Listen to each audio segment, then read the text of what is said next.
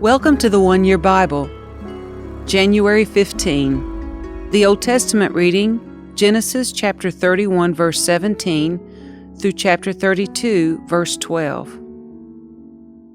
So Jacob put his wives and children on camels, and he drove all his livestock in front of him.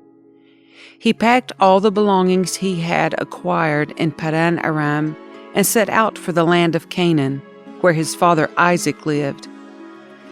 At the time they left, Laban was some distance away, shearing his sheep. Rachel stole her father's household idols and took them with her.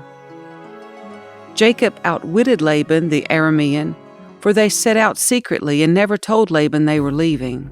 So Jacob took all his possessions with him and crossed the Euphrates River, heading for the hill country of Gilead. 3 days later, Laban was told that Jacob had fled, so he gathered a group of his relatives and set out in hot pursuit. He caught up with Jacob 7 days later in the hill country of Gilead. But the previous night, God had appeared to Laban the Aramean in a dream and told him, "I'm warning you, leave Jacob alone." Laban caught up with Jacob as he was camped in the hill country of Gilead, and he set up his camp not far away from Jacob's. "What do you mean by deceiving me like this?" Laban demanded. "How dare you drag my daughters away like prisoners of war? Why did you slip away secretly? Why did you deceive me?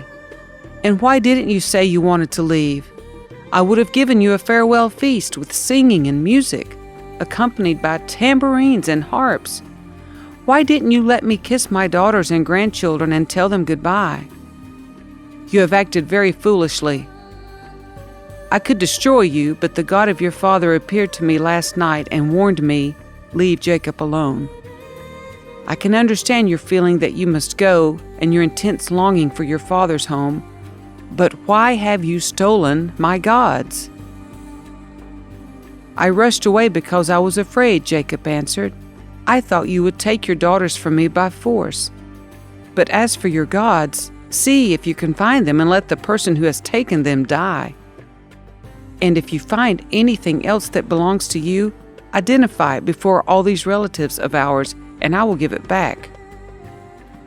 But Jacob did not know that Rachel had stolen the household idols.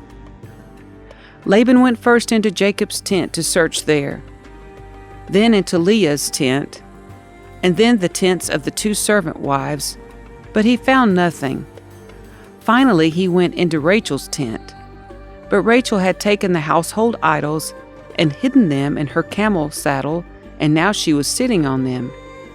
When Laban had thoroughly searched her tent without finding them, she said to her father, "Please, sir, forgive me if I don't get up for you. I'm having my monthly period." So Laban continued his search, but he could not find the household idols. Then Jacob became very angry, and he challenged Laban. "What's my crime?" he demanded. "What have I done wrong to make you chase after me as though I were a criminal? You have rummaged through everything I own. Now show me what you found that belongs to you. Set it out here, in front of us, before our relatives, for all to see. Let them judge between us. For 20 years I have been with you, caring for your flocks, and all that time your sheep and goats never miscarried, and all those years I never used a single ram of yours for food. If any were attacked and killed by wild animals, I never showed you the carcass and asked you to reduce the count of your flock. No, I took the loss myself. You made me pay for every stolen animal, whether it was taken in broad daylight or in the dark of night. I worked for you through the scorching heat of the day and through cold and sleepless nights. Yes, for 20 years I slaved in your house. I worked for 14 years earning your 2 daughters, and then 6 more years for your flock. And you changed my wages 10 times. In fact, if the God of my father had not been on my side, the God of Abraham and the fearsome God of Isaac, you would have sent me away empty-handed. But God has seen your abuse and my hard work. That is why he appeared to you last night and rebuked you." Then Laban replied to Jacob, "These women are my daughters. These children are my grandchildren, and these flocks are my flocks. In fact, everything you see is mine. But what can I do now about my daughters and their children? So come, let's make a covenant, you and I, and it will be a witness to our commitment." So Jacob took a stone and set it up as a monument. Then he told his family members, "Gather some stones." So they gathered stones and piled them in a heap. Then Jacob and Laban sat down beside the pile of stones to eat a covenant meal. To commemorate the event, Laban called the place Jegar Sadutha, which means witness pile in Aramaic, and Jacob called it Galid, which means witness pile in Hebrew. Then Laban declared, "This pile of stones will stand as a witness to remind us of the covenant we have made today." This explains why it was called Galid, witness pile. But it was also called Mitzpah, which means watchtower, for Laban said, "May the Lord keep watch between us to make sure that we keep this covenant when we are out of each other's sight. If you mistreat my daughters, or if you marry other wives, God will see it, even if no one else does. He is a witness to this covenant between us." "See this pile of stones," Laban continued, "and see this monument I have set between us? They stand between us as witnesses of our vows. I will never pass this pile of stones to harm you, and you must never pass these stones or this monument to harm me. I call on the God of our ancestors, the God of your grandfather Abraham, and the God of my grandfather Nahor, to serve as a judge between us." So Jacob took an oath before the fearsome God of his father Isaac to respect the boundary line. Then Jacob offered a sacrifice to God there on the mountain and invited everyone to a covenant feast. After they had eaten, they spent the night on the mountain. Laban got up early the next morning, and he kissed his grandchildren and his daughters and blessed them. Then he left and returned home. As Jacob started on his way again, angels of God came to meet him. When Jacob saw them, he exclaimed, "This is God's camp!" So he named the place Mahanaim. Then Jacob sent messengers ahead to his brother Esau, who was living in the region of Seir in the land of Edom. He told them, "Give this message to my master Esau. Humble greetings from your servant Jacob. Until now, I have been living with Uncle Laban, and now I own cattle, donkeys, flocks of sheep and goats, and many servants, both men and women. I have sent these messengers to inform my lord of my coming, hoping that you will be friendly to me." After delivering the message, the messengers returned to Jacob and reported, "We met your brother Esau, and he is already on his way to meet you, with an army of 400 men." Jacob was terrified at the news.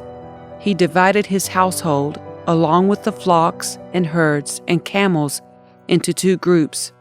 He thought, if Esau meets one group and attacks it, perhaps the other group can escape. Then Jacob prayed, "O God of my grandfather Abraham, and God of my father Isaac, O Lord, you told me, 'Return to your own land and to your relatives,' and you promised me, 'I will treat you kindly.' I am not worthy of all the unfailing love and faithfulness you have shown to me, your servant. When I left home and crossed the Jordan River, I owned nothing except a walking stick. Now my household fills 2 large camps. O Lord, please rescue me from the hand of my brother Esau. I am afraid that he is coming to attack me, along with my wives and children. But you promised me, I will surely treat you kindly, and I will multiply your descendants until they become as numerous as sands along the seashore, too many to count."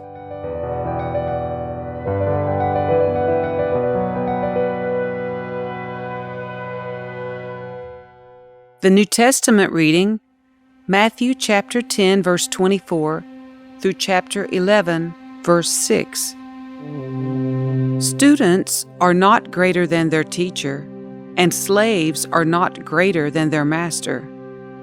Students are to be like their teacher, and slaves are to be like their master. And since I, the master of the household, have been called the prince of demons, the members of my household will be called by even worse names. But don't be afraid of those who threaten you, for the time is coming when everything that is covered will be revealed, and all that is secret will be made known to all. What I tell you now in the darkness, shout abroad when daybreak comes.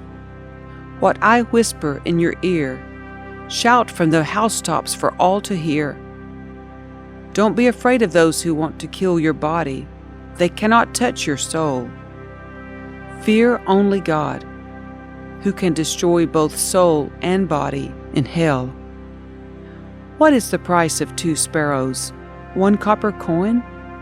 But not a single sparrow can fall to the ground without your Father knowing it.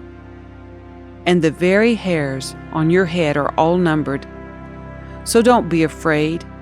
You are more valuable to God than a whole flock of sparrows. Everyone who acknowledges me publicly here on earth, I will also acknowledge before my Father in heaven. But everyone who denies me here on earth, I will also deny before my Father in heaven. Don't imagine that I came to bring peace to the earth. I came not to bring peace, but a sword. I have come to set a man against his father, a daughter against her mother, and a daughter-in-law against her mother-in-law. Your enemies will be right in your own household. If you love your father or mother more than you love me, you are not worthy of being mine.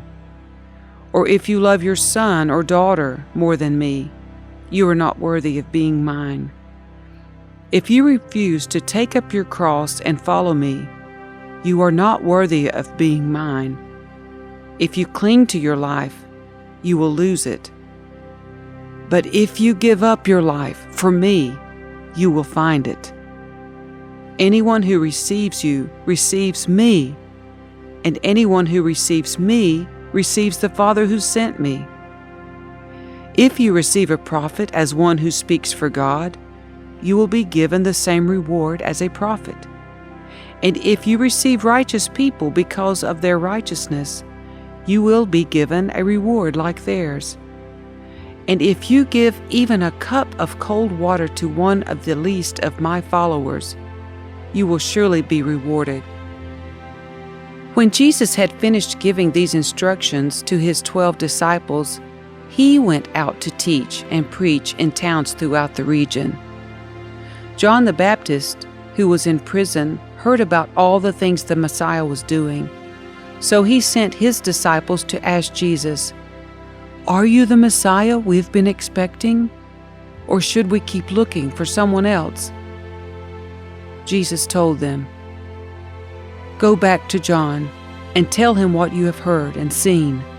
The blind see, the lame walk, those with leprosy are cured, the deaf hear, the dead are raised to life, and the good news is being preached to the poor." And he added, "God blesses those who do not fall away because of me."